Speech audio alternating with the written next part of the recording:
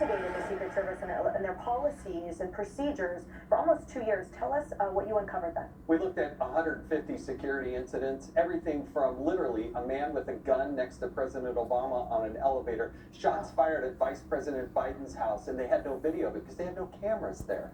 You had shots fired at the White House when Sasha Obama was there. Didn't even know for 3 days. Again, didn't catch the perpetrators. We had people jumping the White House fence in Crocs, getting inside the White House.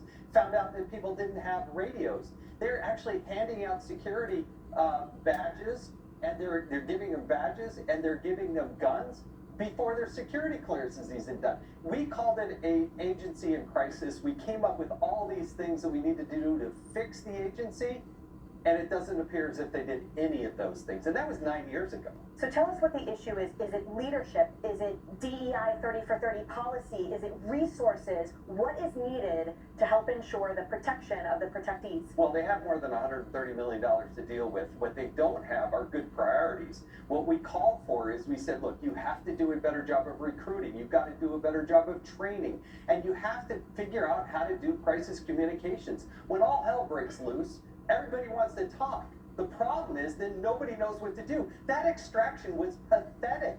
And as complimentary as we want to be with the Secret Service agents who jump on top, they should have never been in that position. If everybody's not calling all clear, guess what? The president should have never walked out.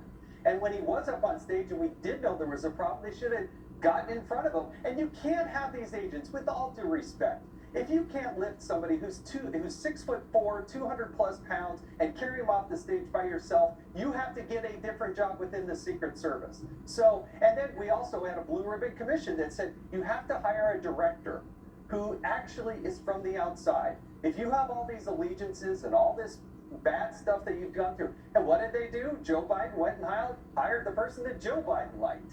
And she worked at Pepsi, and now she had 20 years of experience, but it did not do what their own blue ribbon panel said they should do. So recruitment, training, communications, and then some of these agents are working 45 days in a row without a day off. They literally don't have time for their families, and so the recruitment becomes pivotal. They can't even wash their clothes, have a family life, and so the attrition level is off the charts. We had all of this. We looked at all of this, and they didn't change it. That's what I'm so infuriated about. Jason, I spoke with Marshall